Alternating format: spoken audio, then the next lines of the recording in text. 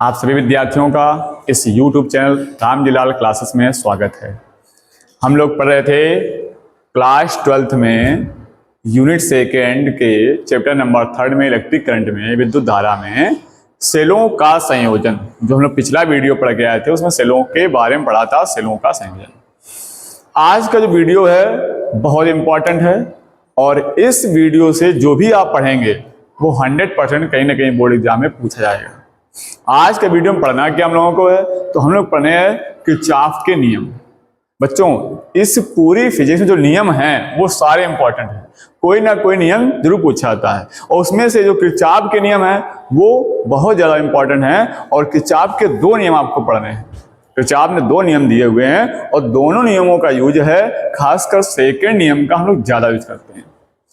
क्या ऐसा किरचॉफ के नियम में है, तो समझने के लिए बहुत साधारण भाषा में बता दें तो किरचॉफ का नियम हम लोग यूज करते हैं कहीं भी किसी परिपथ, जो जटिल परिपथ होते हैं, बहुत ही कॉम्प्लिकेटेड परिपथ होते हैं, उनको सॉल्व करने के लिए, उनमें कर्ण वगैरह को हर एक शाखा में निकालने के लिए किरचॉफ का नियम यूज किया जाता है। जो हमारे सिंपल परिपथ होते हैं, बहुत साधारण परिपथ होते हैं, उसमें हम ओम्स लॉ, जो इसी चैप्टर में आपने पढ़ा था ओम का नियम, उस ओम के नियम द्वारा हम विभव और धारा से रिलेटिव जो भी परिपथ होते हैं उनको सॉल्व कर लेते हैं। लेकिन जो बहुत ही कॉम्प्लिकेटेड सर्किट होते हैं, बहुत कठिन टाइप के परिपथ होते हैं, जिनमें कई सारे सेल, कई सारे प्रतिरोध लगे होते हैं, कई सारी शाखाएं होती हैं, धारा का प्रवाह अधिक चेंज हो रहा होता है, ऐसे परिपथों को सॉल्व करने के लिए हमें किरचॉफ के नियमों को पढ़ना पड़ता है। और किरचॉफ के नियम की सहायता से हम किसी जटिल से जटिल परिपथ को आसानी से सॉल्व कर सकते हैं। जो हमारे किरचॉफ के नियम हैं, ये संरक्षित नियम हैं, ये आवेश और ऊर्जा संरक्षण के सिद्धांतों पर कार्य करते हैं। तो क्या है किरचॉफ के नियम, पूरा सारी डिटेल जानने के लिए इस वीडियो को अच्छे से वॉच करें और लास्ट तक देखें, ताकि आपको किरचॉफ के नियम का जो कॉन्सेप्ट है वो क्लियर समझ में आ जाए और इससे जो न्यूमेरिकल होते हैं, जो प्रश्न दिए होते हैं, उनको कैसे सॉल्व करना है, ये पूरी बात आपको समझ में आ जाएगी अगर वीडियो को आप अच्छे से लास्ट तक देखते हैं। तो आइए शुरुआत करते हैं किरचॉफ के नियम की। हम लोग पढ़ते हैं किरचॉफ और एनसीईआरटी में कहीं कहीं इसको किरचॉफ लिख दिया है। किरचॉफ के नियम ये किसी भी वैद्युत परिपथ से संबंधित नियम होते हैं और इन नियमों को हम अगर अंग्रेजी में लिखेंगे तो इस प्रकार भी लिख सकते हैं, किरचॉफ्स लॉ। तो वैद्युत परिपथ में ये नियम यूज किसके लिए करते हैं हम लोग? वैद्युत परिपथ के लिए। कोई भी वैद्युत परिपथ है जिसमें करंट फ्लो कर रही हो, पोटेंशियल हो, ऐसे परिपथ को हम वैद्युत परिपथ बोलेंगे। और उस वैद्युत परिपथ को सॉल्व करने के लिए 1842 ईस्वी में लगभग किरचॉफ ने अपने 2 नियम दिए थे। वैद्युत परिपथ संबंधी किरचॉफ के नियम हैं, 2 नियम हैं, बड़े ही आराम समझेंगे। कौन कौन से 2 नियम हैं, आइए देखिए। उन दोनों नियमों को कई नामों से भी जाना जाता है। कौन कौन से नाम होते हैं? एक को हम बोलते हैं प्रथम नियम, और इसी प्रथम नियम को हम एक नाम से और जानते हैं, संधि का नियम। इसको संधि का नियम क्यों कहते हैं, अभी पूरी बात समझ में आएगी। दूसरा इसको हम बोलते हैं धारा का नियम। क्या बोलते हैं? धारा का नियम। यानी यहां से बात स्पष्ट हो रही है कि इसमें कहीं ना कहीं धारा की बात होने वाली है और कहीं ना कहीं संधि की बात होने वाली है। जो दूसरा हमारा नियम है उसको हम कहते हैं द्वितीय नियम।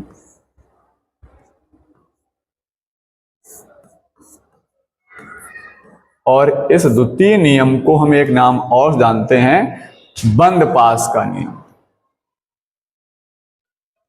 ये सारी बात तब समझ में आएगी जब वीडियो आप पूरा देखेंगे, क्या होता है बंद पास और क्या होती है संधि। बंद पास का नियम, और इसको एक नाम और जानते हैं, इसका नाम है वोल्टता का नियम। वोल्टता का नियम,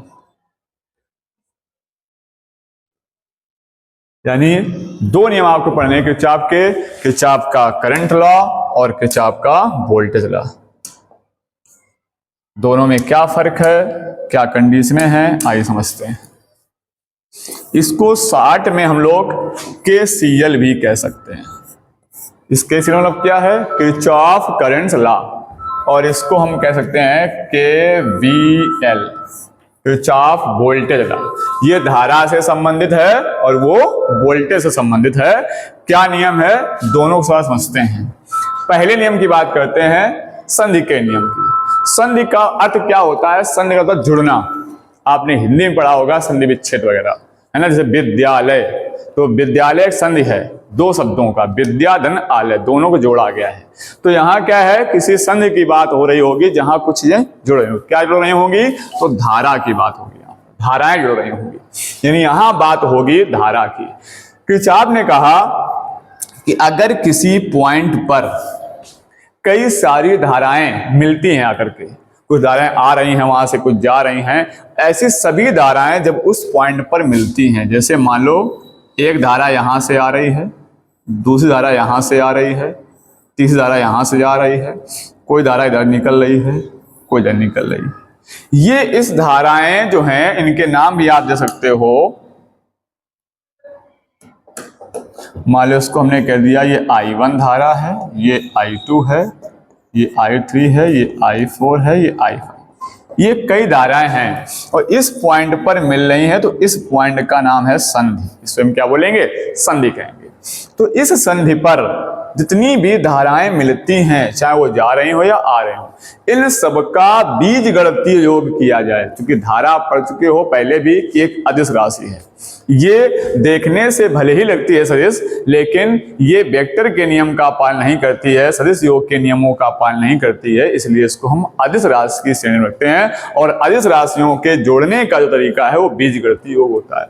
तो इन सभी धाराओं का जो बीजगणितीय योग होता है अर्थात सिग्मा आई, वो हमेशा 0 रहता है। ये है किरचॉफ का प्रथम नियम कि किसी भी संधि पर मिलने वाली सभी धाराओं का बीजगणितीय योग सदैव 0 होता है। इसको परिपथ में यूज करने के लिए एक साधारण तरीका और बना लिया गया कि हमारा जो प्रश्न है उसको हम आसानी से सॉल्व कर पाएं। इसके लिए क्या किया गया, इसको कुछ ऐसा समझा गया। आइए हम लोग समझते हैं इसको। क्या समझाया किरचॉफ ने कि यहां पर देखा गया जब सिग्मा आई को हमने सिग्मा हटाया तो सिग्मा का मतलब होता है बीजगणितीय योग, किसका, धारा का। इन सभी धाराओं का बीजगणितीय योग किया। कैसे किया, उन्होंने देखा कि I1, I2 और I3 धाराएं जो हैं वो संधि की ओर आ रही हैं। आप देख सकते हैं एरो अंदर की ओर है, धाराएं आ रही हैं। और यहां से I4, I5 धाराएं संधि से दूर जा रही हैं। तो लिखा कैसे सिग्मा को, यहां लिखा कि I1 plus I2 plus I3, इसमें चिन्ह परपाटी के नियम से जो आने वाली धाराएं होती हैं उनको धनात्मक लेते हैं और जो जाने वाली धाराएं होती हैं उनको ऋणात्मक लेते हैं। तो minus I4 plus minus I5 और सबका बीजगणितीय योग 0 हो गया। तो ये I1 plus I2 plus I3 ये हो जाएगा माइनस का I4 और ये माइनस I5 बराबर 0।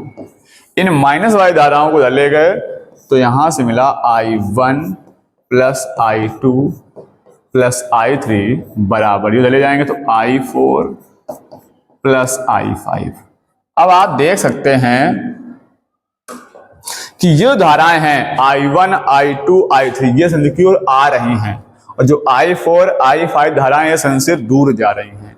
तो हम कह सकते हैं आने वाली धाराओं का बीजगणितीय योग बराबर जाने वाली धाराओं का बीजगणितीय योग, यानी जो धाराएं संधि की ओर आ रही हो उन धाराओं का योग बराबर होता है जाने वाली धाराओं के योग के बराबर।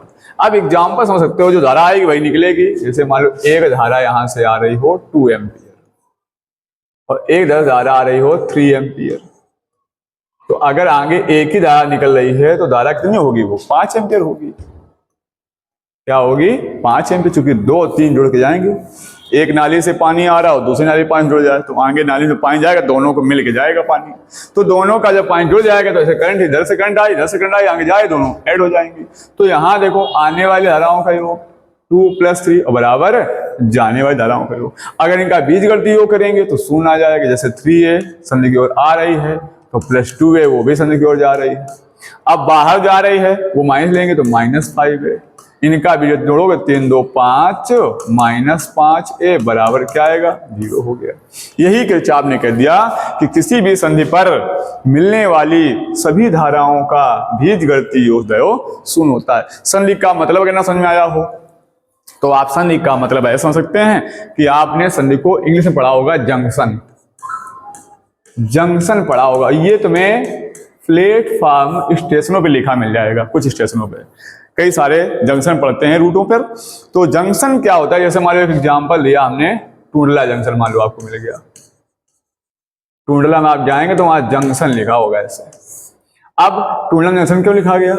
क्योंकि टूंडला जो है वो एक जंक्शन पॉइंट इसलिए है, यहां से एक लाइन जाती है दिल्ली के लिए और यहां से एक रूट जाता है, एक रेल लाइन जाती है आगरा के लिए और एक यहां जाती है कानपुर के लिए।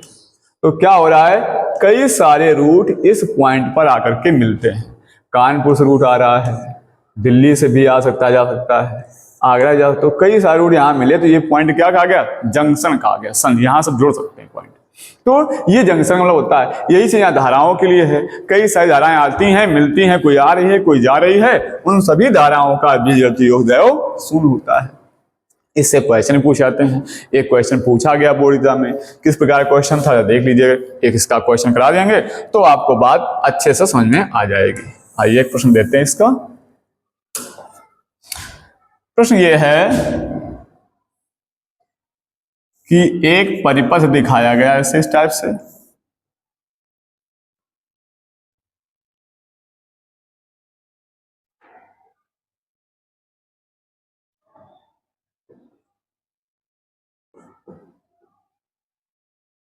इसमें ये धारा आ रही है 2 एम्पियर की,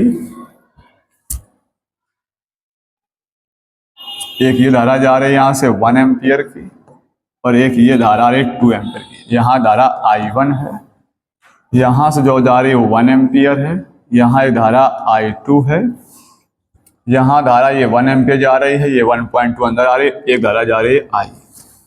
अब प्रश्न एक पूछ दिया, प्रश्न ने पूछ लिया कि बताओ इस पूरे परिपथ में इस धारा I का मान क्या है। क्या प्रश्न है? चित्र में धारा I का मान, इस पूरे परिपथ जो I धारा निकल रही है फाइनल करंट, इसकी वैल्यू क्या है। अब कैसे निकालेंगे? इस करंट तक आने के लिए पहले हमें ये करंट पता होनी चाहिए, इस करंट तक आने के पहले ये करंट पता होनी चाहिए। तो यहाँ पे हम संधि उठाते हैं, एक संधि ये बन रही है, एक संधि ये, एक संधि ये, जंक्शन। और बात करंट रूल की है, धारा के नियम की है, तो करंट की बात हो रही है। इस पॉइंट को Q कह देते हैं, इसको R कह दिया। अब देखो सबसे पहले पहुंचे हम संधि P पर। कहां पहुंचे? संधि P पर। जैसे आप संधि P पर आओगे तो आप देख सकते हो इस संधि पर टोटल 4 करंट हैं। कैसे? एक ये 1A बाहर जा रही है, एरो देख लीजिएगा, ये 2A अंदर आ रही है और ये एक 2A ये भी अंदर आ रही है और एक I1 यहां से बाहर जा रही है। तो हमने क्या देखा कि इस संधि पर 4 धाराएं हैं, 4 में से 2 धाराएं संधि की ओर आ रही हैं, 2A और 2A, और जो बाहर जा रहे हैं उनमें से 1A और कितना है, I1 है। तो संधि पर नियम क्या था, आने वाली धाराओं का योग बराबर जाने वाली धाराओं का योग। आने वाली कौन सी है? एक तो 2A आ रही है प्लस एक दूसरी 2A आ रही है। जाने वाली धाराओं में से एक ये 1A है और प्लस एक I1 है। यहां इसको ऐड किया तो हो गया 4A बराबर 1A प्लस I1। 1A को धले आएंगे तो 4A minus 1A is equal to I1, घटाएंगे तो क्या बचेगा 3A बराबर I1। यानी ये जो करंट निकली यहां पर, इसकी वैल्यू निकल के आ गई 3A। I1 हमको मिल गया 3a। अब हमारे आगे वाली संधि Q पर, तो चलिए जब संधि Q पर क्या देखते हैं, संधि Q पर एक धारा I1 जो कि अंदर की ओर आ रही है और दो धारा यहां से बाहर जा रही हैं। एक ये जा रही है 1A एम्पियर की और दूसरी जा रही है I2। तो क्या नियम था, संधि पर आने वाली धाराओं का योग बराबर जाने वाली। आने वाली केवल कौन सी है, I1 है, जाने वाली कौन सी है, I2 है और 1A है, 1A प्लस I2। तो ये I1 का मान हम पहले निकाल चुके ना, आया था 3A आया था, यहां रख देंगे 3A बराबर 1A प्लस I2। ये 1A धले आएंगे तो 3A माइनस 1A बराबर I2। 3A से 1A घट जाएगा, क्या बचेगा 2A बराबर I2। ये धारा हमारी आ गई I2। कौन सी आ गई, I2। हो सकता है प्रश्न में अलग तीनों पूछ दिया कि I1 का मान क्या होगा, I2 मान क्या होगा, I का मान क्या होगा। I पूछा है तब भी आपकी क्रिया करनी पड़ेगी। अब चलते हैं आगे जरा, हमें चाहिए I फाइनल करंट। तो देखा इस संधि पर आ गए हम लोग, संधि R पर। जैसे ही संधि R पर हम लोग आते हैं तो इस संधि पर देखा कि एक I2 करंट आ रही है और एक 1.2A करंट है, ये 1.2A आपकी है। ये दोनों संधि की ओर आ रही हैं और 1A और I जो करंट है ये दोनों ही संधि से दूर जा रही हैं। तो नियम अप्लाई किया किरचॉफ का, आने वाली धाराओं का योग यानी I2 प्लस 1.2A, ये दोनों करंट आ रही थी, बराबर जाने वाली कौन सी, एक ये 1A है और प्लस एक ये I है जिसका मान आपको निकालना है। तो ये I2 मान रख देंगे, क्या I2 मान आया था, 2A आया था, यहाँ देंगे 2A प्लस 2A बराबर 1A, सॉरी यहाँ 1.2A है।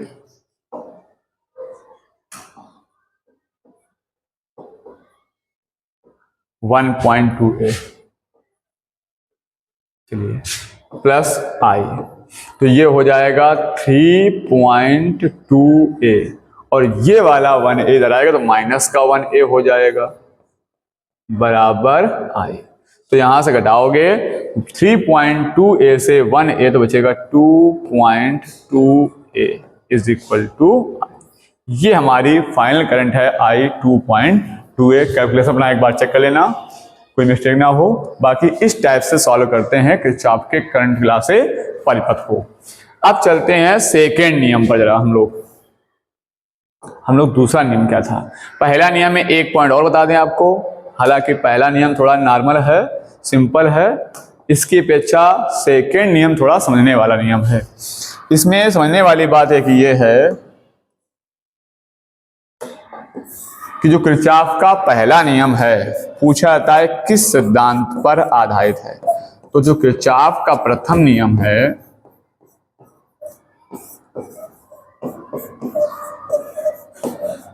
वो हम पहले बता चुके आपको, आवेश संरक्षण पर, क्योंकि आवेश को ना तो उत्पन्न किया जा सकता और ना ही नष्ट।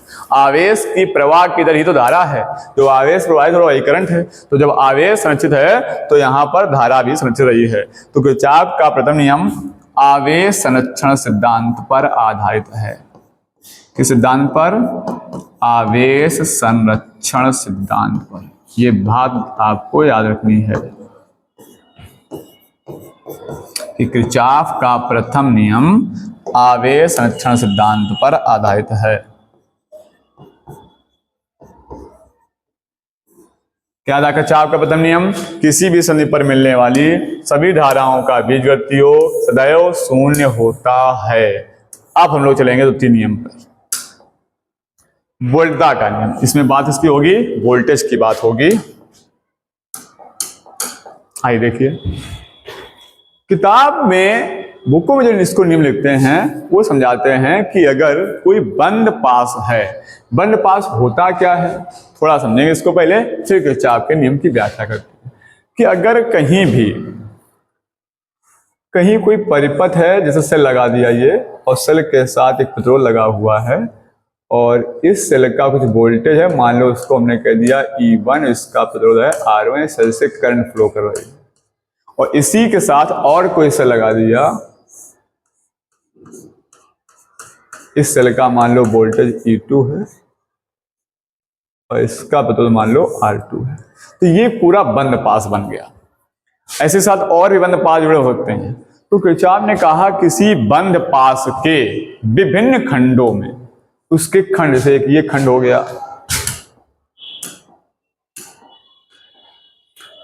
एक ये खंड हो गया, एक ये खंड हो गया, तो किसी बंद पास के विभिन्न खंडों में बहने वाली धारा एवं उसका संगत प्रतिरोध, अगर ये धारा है तो ये प्रतिरोध, संगत प्रतिरोध के गुणनफल का, इन दोनों गुणा के गुणनफल का बीजगणितीय योग, इन सब का अलजेब्रिक सम, बीजगणितीय योग बराबर होगा उस परिपथ में जो सेल का विद्युत वाहक बल होगा उसके बीजगणितीय योग की।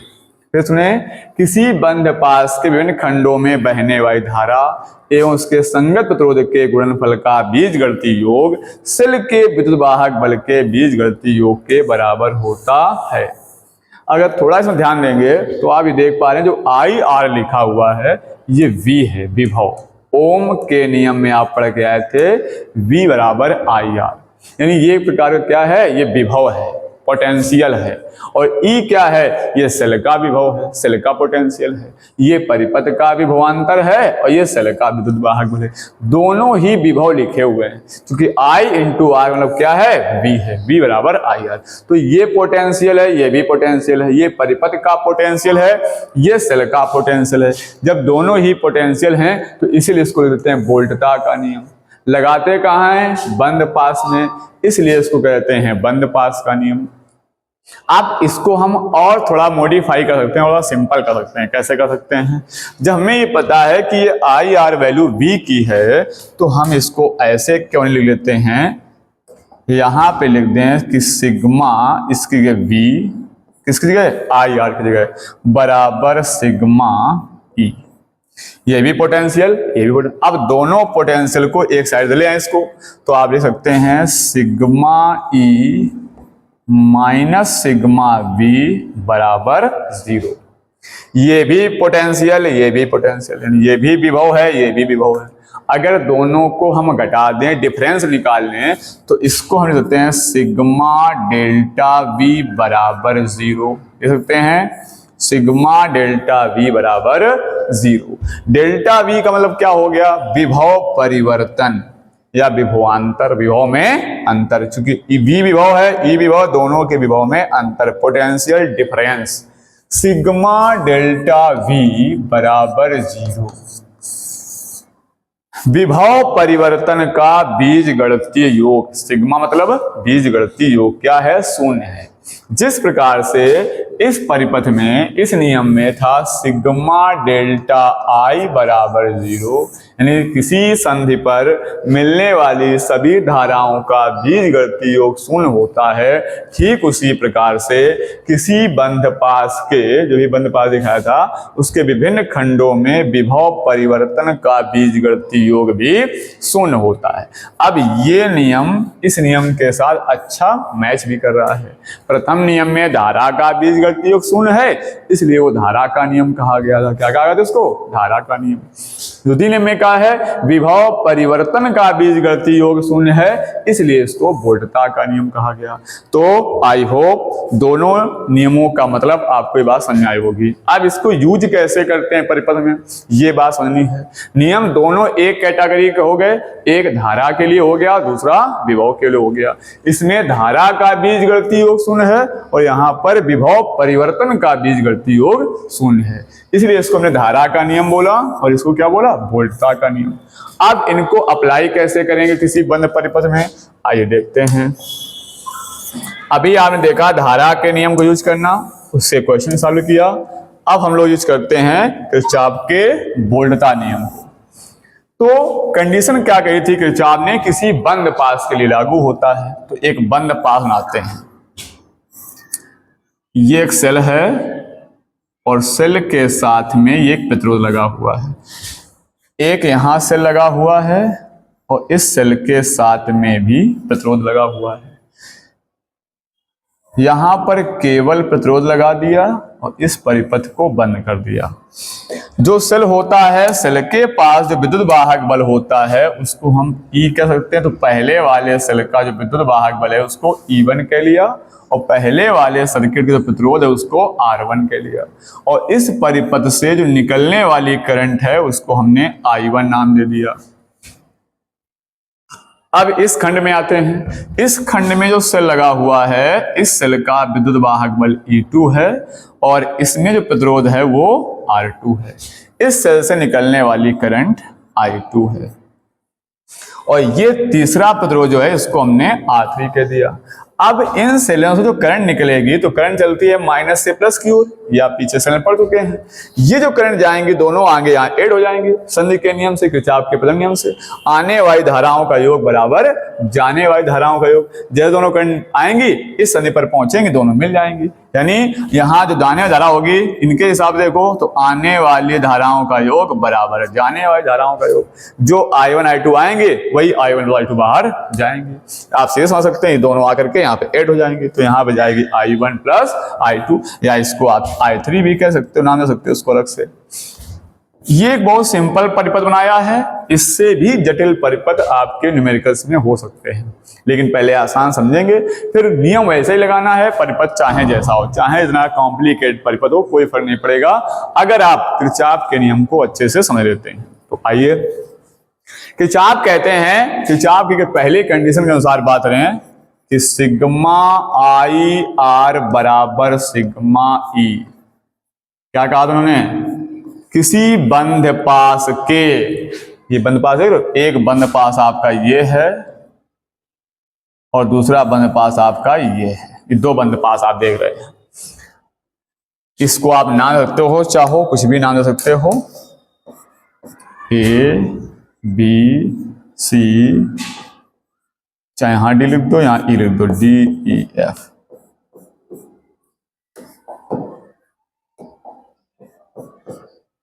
ये दो बंद पास हैं। इनमें जब किरचॉफ का नियम लगाया कि सिग्मा आई आर सिग्मा ई, विभव जो धारा है, धारा प्रतिरोध का गुणनफल, कहाँ? किसी बंद पास के विभिन्न खंडों में बहने वाली धारा। तो अगर इस खंड की अगर हम पहला बंद पास लेते हैं, पहले को लिखते हैं फिर समझाते हैं हुआ कैसे। कौन सा बंद पास लेते हैं? पहला A B C D A, तब बंद हो गया, वापस ए पे जाएंगे। ए से स्टार्ट किया, ए बी सी डी, अभी बंद नहीं हुआ, ये वापस आ जाओ ए, अब बंद हो गया पूरा बंद पास। तो लिखेंगे बंद पास A B C D A में क्या करेंगे? लगाएंगे किरचॉफ का नियम। क्या कहता है किरचॉफ का नियम?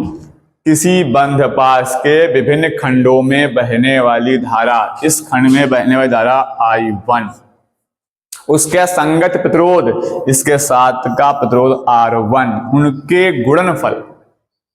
अब इस खंड में धारा I1 R1 है, इस खंड में भी धारा I2 R2 है, इसी बंद पास की बात हो रही है। तो यहां हो जाएगा I2 R2 माइनस, अब माइनस क्यों हुआ है ये भी इसकी एक्सप्लेन करेंगे तो समझ में आएगा।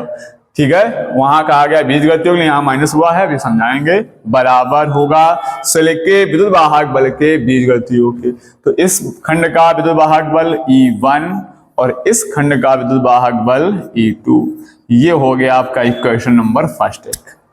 इस बंद पास से एक इक्वेशन बना लिया हमने। अब दूसरा बंद पास लेंगे, ये वाला D C F E D में।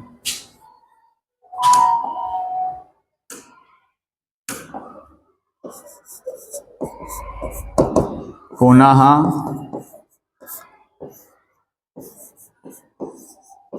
बंध पास क्या था? डी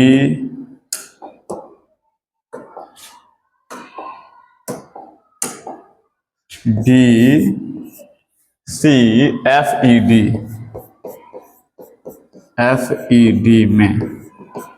फिर वही प्रत्येक खंड के धारा और प्रतिरोध का गुणनफल। तो यहाँ इस खंड धारा I2 प्रतिरोध R2, तो लिखेंगे I2 R2।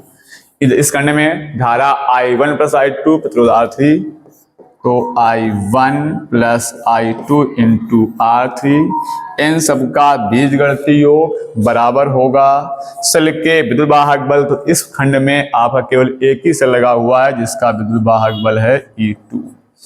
ये एक क्वेश्चन नंबर हो गई सेकंड। इन दोनों समीकरणों को हम सॉल्व करके करंट वगैरह का मान निकाल सकते हैं। चाहे इतना कॉम्प्लिकेटेड परिपथ हो, हम इस प्रकार से समीकरण बनाएंगे, इस चाप का नियम यूज करेंगे और निकाल लेंगे। अब प्रश्न उठता है ये माइनस प्लस कैसे हुआ, हमें कंफ्यूजन रहेगा कब माइनस लेना है कब प्लस लेना है। तो इसके लिए इस कंडीशन होनी पड़ेगी। नियम क्या किरचॉफ का था? किरचॉफ का नियम था सिग्मा आई आर बराबर सिग्मा ई। हमने इसको चेंज किया, लिखा कि V बराबर होता है आई आर और इस आई आर की जगह पर रख दिया मान, तो सिग्मा V बराबर सिग्मा E। फिर हम इस E को ले आए तो sigma E minus sigma V बराबर हो गया 0। ये दोनों पोटेंशियल हैं, अभी बताया था। तो यहां से हो जाएगा सिग्मा डेल्टा V बराबर 0, यानी विभव परिवर्तन का बीजगणितीय योग शून्य करना है। किरचॉफ के द्वितीय नियमानुसार किसी बंद पाश के विभिन्न खंडों में विभव परिवर्तन का बीजगणितीय योग सदैव शून्य होता है। दो प्रकार से आप कह सकते हो, या इसको ऐसा करते हो, किसी बंद पाश के विभिन्न खंडों में बहने वाली धारा एवं उसके संगत प्रतिरोध के गुणनफल का बीजगणितीय योग सेल के विद्युत वाहक बल के बीजगणितीय योग के बराबर होता है। या ऐसा कह सकते हो, किसी बंद पाश के खंडों में विभव परिवर्तन का बीजगणितीय योग सदैव शून्य होता है। अब प्रश्न उठता है कि बंद पाश को यूज कैसे किया जाएगा। तो सुनो ध्यान से, बंद पाश में आपको दो चीजें ध्यान देनी है, एक तो सेल और प्रतिरोध। क्योंकि जो पोटेंशियल होता है हमारा, विभव होता है, वो दो जगह होता है, एक तो सेल के पास होता है और दूसरा प्रतिरोध में ड्रॉप होता है। तो हमें यहाँ विभव परिवर्तन की बात करनी है, तो दोनों जगह का विभव निकालना है और उस विभव परिवर्तन का बीजगणितीय योग क्या करना है, शून्य करना है। आपको पता है सेल में पोटेंशियल डायरेक्ट लिखा है और इस जगह पोटेंशियल निकालने का, विभव निकालने का फार्मूला ओम के नियम से आप सीख के आए हो, V बराबर आई आर। कहीं भी प्रतिरोध में अगर पोटेंशियल ड्रॉप पता करना है तो उस प्रतिरोध में बहने वाली करंट और प्रतिरोध का क्या करना होता है, मल्टीप्लाई, गुणा कर देंगे, विभव वहां पर मालूम हो जाएगा। तो हम आए, हमने मान लो बंद पास ऐसे ले लिया A B C D A। तो इसमें दो बातें आपको याद रखनी है कि वोल्टेज आपको मिलेगा सेल पर और दूसरा वोल्टेज आपको मिलेगा कहां पर, प्रतिरोध पर। कहां पर मिलेगा, प्रतिरोध पर। इन दो जगह वोल्टेज होगा। अब देखिए निकालें कैसे वोल्टेज। यहां पर अगर आप सेल में प्लस से माइनस की ओर आपका बंद पास चल रहा है, यानी जो आपने क्लोज लूप लिया है, जो बंद पास लिया है, अगर वो ऐसे जा रहा है कि प्लस से माइनस हो रहा है उस सेल पे, जैसे आपने कहा A से B जा रहे हैं, तो जब A से B आप जाओगे तो सेल पे कैसे जा रहा है, प्लस से माइनस की ओर। अगर आपका लूप प्लस से माइनस की ओर जाता है तो वहां का वोल्टेज हमेशा निगेटिव लिया जाता है। ये बात बहुत ध्यान रखनी। क्यों निगेटिव हो रहा है, क्योंकि आप प्लस से माइनस हो रहे हो, आपका जो पोटेंशियल है प्लस से माइनस हो रहा है, तो आपका पोटेंशियल माइनस का हो जाएगा। यही अगर उल्टा कर दें हम, माइनस से प्लस की ओर आ रहे हो तो वोल्टेज आपका बढ़ रहा है, माइनस से आप प्लस हो रहे हो तो पोटेंशियल क्या लिया जाएगा, प्लस का लिया जाएगा। अगर आप प्रतिरोध पर जाते हो तो प्रतिरोध पर भी वोल्टेज ड्रॉप होता है। इसमें कैसे निकालते हैं, इसे करंट पता करनी पड़ेगी। तो अगर इसमें करंट का डायरेक्शन मान लो ये है, ऐसे करंट बह रही, अब अगर आपका लूप करंट की डायरेक्शन में ही आ रहा है, जिस तरफ करंट का डायरेक्शन है, जिस दिशा में धारा का प्रवाह हो रहा है, उसी दिशा में अगर आपका लूप भी चल रहा है, तो यहां जो पोटेंशियल बनेगा आई आर V बराबर वो क्या होगा, माइनस का होगा। अगर आपका लूप करंट के डायरेक्शन में है तो माइनस, और अगर के करंट के अपोजिट डायरेक्शन में है तो यहाँ का जो पोटेंशियल होगा वो V बराबर प्लस का आई आर। कुल मिलाकर के धारा की दिशा में आप जा रहा लूप आपका तो पोटेंशियल माइनस का, और धारा के अपोजिट डायरेक्शन में है, विपरीत दिशा में है, तो पोटेंशियल कहाँ लिया जाएगा, प्लस का लिया जाएगा। सेल में क्या करना है, अगर प्लस से माइनस की ओर जा रहे हो तो विभव आपका ऋणात्मक लिया जाएगा, और अगर माइनस से प्लस की ओर विभवांतर धनात्मक हो जाएगा। ये दो बातें आपको याद रख रखे हैं तो आपको चिन्ह पर पार्टी में यहाँ पर कोई प्रॉब्लम नहीं होगी। आप जरा इसको हम यूज करके दिखाते हैं।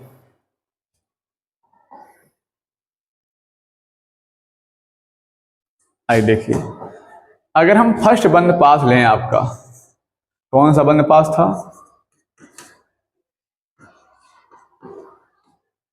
बंद पास था ABCDA। अगर इस बंद पास की हम बात करें तो आप रूप ऐसे चल रहा है, इस टाइप से,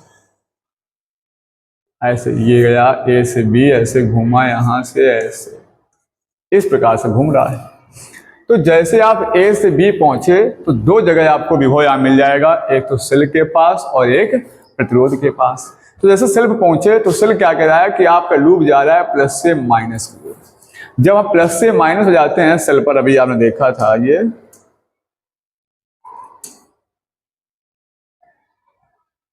ये देख सकते हो कि ये आप गए थे प्लस से माइनस में, तो पोटेंशियल क्या था? माइनस। जो भी यहाँ विभव होगा क्या हो जाएगा? माइनस का। अगर यहाँ इवन वोल्टेज है, इवन पोटेंशियल है, तो ये इवन क्या हो जाएगा? माइनस का हो जाएगा। क्लियर? इतनी बात समझ आई होगी। अब यहां से आगे बढ़े, अब कहाँ है? प्रतिरोध पर। तो प्रतिरोध पर भी पोटेंशियल ड्रॉप हो रहा है। वो कितना हो रहा है? तो आप जानते हो V बराबर IR होता है। अब ये प्लस का होगा कि माइनस का होगा, तो हमें करंट का डायरेक्शन देखना है। अगर हम करंट की डायरेक्शन में लूप जा रहा है लेके, तो क्या होगा? पोटेंशियल हमारा माइनस का। करंट के अपोजिट डायरेक्शन में है तो क्या हो जाएगा? प्लस का। अब देखो लूप जा रहा है A से B और करंट जा रही है B से A, तो लूप और करंट दोनों अपोजिट डायरेक्शन में। ये लूप का सर्किल है, ऐसे लूप चल रहा है ऐसे, और करंट इसके अपोजिट डायरेक्शन चल रही है। ये करंट ये है, लूप नीचे है ऐसे, तो दोनों अपोजिट डायरेक्शन में है, तो पोटेंशियल क्या हो जाएगा? प्लस का हो जाएगा। कितना पोटेंशियल होगा? V बराबर I है, तो I1 R1, तो यहाँ पोटेंशियल बनेगा प्लस का I1 R1। हम आपको बता क्या रहे हैं कि ये इक्वेशन I कैसे, कब माइनस हुआ, कैसे प्लस हो गया, ये बात समझने के लिए। अब इस खंड की बात हो गई। अब लूप चला ऐसे A से B, फिर B से C। देखो लिखा ABC, A के बाद B पे आया, B के बाद कहाँ जा रहा है? C पे। तो यहाँ कोई करंट और पोटेंशियल है नहीं, छोड़ दीजिए। फिर कहाँ है? C से D। अब जाएंगे C से D। जब C से D गए तो देखो पहले प्रतिरोध मिला हमें, अब इस प्रतिरोध पर पोटेंशियल होगा, कितना होगा? अभी बताया V बराबर IR। कैसा होगा? V बराबर IR। तो हमें तो पता है कि I2 R2 हो जाएगा, क्योंकि यहाँ धारा I2 है, प्रतिरोध R2 है, ये तो पोटेंशियल हो गया। अब लेकिन प्रश्न ये है, ये प्लस का होगा कि माइनस का होगा? तो करंट का डायरेक्शन देखना है। करंट जा रही है ऐसे, और लूप हमारा लूप भी घूम के ऐसे ही जा रहा है। देखो BC, करंट डायरेक्शन ये है, करंट वैसे, लूप भी घूम के ऐसे जा रहा है, दोनों सेम डायरेक्शन में हो गए। जब सेम डायरेक्शन में होंगे करंट और पोटेंशियल, तो क्या हो जाएगा? वोल्टेज माइनस का हो जाएगा। ठीक है, बनेगा माइनस का बनेगा। आगे बढ़े, E2 पहुंचे। E2 सेल है जिसका पोटेंशियल E2 है, तो वोल्टेज का E2 रहेगा। अब ये प्लस का होगा कि माइनस का होगा? तो आप देख सकते हो माइनस से प्लस की हो जा रहे हो, बताओ क्या होगा? बोलिए, माइनस से प्लस की हो जा रहे हो, सोच के बताइए। अभी बताया, अगर माइनस से प्लस की हो जाओगे तो पोटेंशियल क्या होगा? प्लस का होगा। ठीक, किसका हो जाएगा? प्लस का। बराबर क्या होता है? विभव। सब हो गया टोटल, पूरे बंद पास के दोनों खंडों में हमने जितना विभव था सारा लिख लिया, और सबका विभव परिवर्तन का बीजगणित योग क्या कर देना है? शून्य कर देना, शून्य कर दिया। अब देखो ये प्लस की वैल्यू लिखी हुई है I1 R1, ये माइनस की लिखी हुई है I2 R2। क्लियर? बराबर ये माइनस का E1 है, इस साइड ले आएंगे तो प्लस का हो जाएगा E1। ये प्लस का E2 है, इस साइड ले आएंगे माइनस का E2। यही आपका बना था इक्वेशन फर्स्ट। आप चेक कर सकते हैं, जो इक्वेशन यहाँ लिखी थी हमने वही निकल के आ रही है। कुछ बात समझ में आई होगी। अगर न समझ में आई हो तो भी एक और बंद पास बताएंगे, उसमें आप देख लीजिएगा। और एक बात बता दें, चाहे लूप आप इधर से ले लें ABCDA, तब भी यही कंडीशन आएगी, या आप अपने खुद कॉन्सेप्ट घुमा करके देख सकते हो ADCBA, ऐसे उल्टा चला लो लूप, तब भी यही इक्वेशन आपकी आएगी। आप खुद से करके चेक कर सकते हो, सेम सब कुछ ये आने वाला है। चाहे इधर को लूप ले हो चाहे इधर लो, कोई फर्क नहीं पड़ने वाला है। अब दूसरा बंद पास लेते हैं, नीचे वाला। नीचे वाला बंद पास में इधर ले लो चाहे, और चाहे इधर लो, कोई फर्क नहीं पड़ने वाला है। DCFED किस लगाया हमने? बंद पास कौन सा ले रहे हैं? DCFED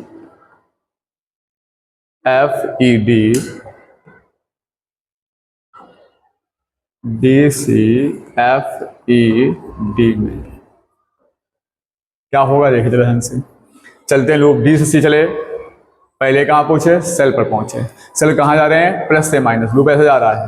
प्लस से माइनस होते ही सेल का पोटेंशियल जो था वो माइनस का हो गया, क्योंकि प्लस से माइनस जाने पर पोटेंशियल माइनस का होता है, माइनस प्लस आने पर पोटेंशियल प्लस का होता है। अब आए R2 पर, तो R2 गुना पोटेंशियल हुआ धारा गुणा प्रतिरोध I2 R2। अब फिर ये सवाल है कि ये प्लस का होगा कि माइनस का होगा। तो देख लीजिएगा, करंट ऐसे जा रही है और लूप ऐसे आ रहा है, दोनों अपोजिट डायरेक्शन में है। अपोजिट डायरेक्शन में होने पर पोटेंशियल गायब होता है, प्लस का होता है, तो यहाँ प्लस लगा देंगे। आगे चले, यहाँ इस आगे आ गया। अब लूप ऐसे आ रहा है और करंट ऐसे आ रही है, दोनों हो गए अपोजिट डायरेक्शन में। यहाँ सेल तो है नहीं, केवल प्रतिरोध है, तो धारा गुणा प्रतिरोध करेंगे, तो धारा कितनी है I1 plus I2 into R3। अब ये प्लस का होगा माइनस का, तो करंट जा रही है ऐसे और लूप जा रहा है ऐसे, ठीक है। तो अपोजिट डायरेक्शन में है, विपरीत दिशा में होने की वजह से क्या हो जाएगा, प्लस, और सबका बीजगणित योग क्या हो जाएगा, शून्य हो जाएगा। तो ये आपका बन गया I2 R2 प्लस ये लिखा हुआ है I1 plus I2 into R3 बराबर, ये माइनस का E2 है, इधर लेके जाएंगे, प्लस का हो जाएगा। ये इक्वेशन नंबर हमारी सेकेंड हो गई, आप चेक कर सकते हैं। ये इक्वेशन सेकेंड और इक्वेशन फर्स्ट। तो ऐसे आप साइन ले लेंगे, कब प्लस और कब माइनस लेना है। ये किरचॉफ का द्वितीय नियम था। दोनों नियमों का हमने प्रयोग करना सिखाया आपको, कैसे किया जाता है, दोनों नियमों की डेफिनेशन बताई।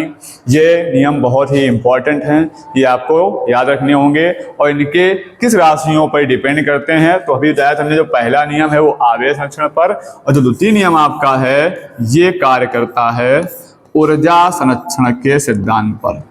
तो द्वितीय नियम हमारा है ये किस सिद्धांत पर आधारित है, ये आधारित है ऊर्जा संरक्षण के सिद्धांत पर। ऊर्जा संरक्षण के सिद्धांत पर। तो ये बात आपको याद रखनी होगी कि किरचॉफ का पहला नियम आवेश संरक्षण सिद्धांत पर आधारित है और दूसरा नियम ऊर्जा संरक्षण सिद्धांत पर आधारित है। पहला नियम धारा के लिए बनाया गया है, उसको हम किरचॉफ करंट लॉ कहते हैं, KCL। इसका मतलब होता है किसी भी संधि पर मिलने वाली सभी धाराओं का बीजगणितीय योग शून्य होता है। जो दूसरा हमारा नियम है वो किरचॉफ वोल्टेज लॉ है, उसको हम KVL कहते हैं, किरचॉफ वोल्टेज लॉ। और इसमें किसी बंद पास के विभिन्न खंडों में विभव परिवर्तन का बीजगणितीय योग शून्य होता है। ये विभव के लिए है, ये धारा के लिए है, ये आवेश संरक्षण पर है, ये ऊर्जा संरक्षण सिद्धांत पर है। क्योंकि विभव एक क्या, एनर्जी होती है, पोटेंशियल V/W/Q। तो ये कुछ बातें थी किरचॉफ नियम की। ये नियम बहुत इंपॉर्टेंट हैं, बोर्ड में पूछे जाते हैं, इनके सवाल भी पूछे जाते हैं। तो अगर इनको आप अच्छे से कवर करते हैं तो आपको न्यूमेरिकल में कोई प्रॉब्लम नहीं होगी। वीडियो अच्छा लगे आप लोगों को तो शेयर कीजिए। Thanks for my watching video.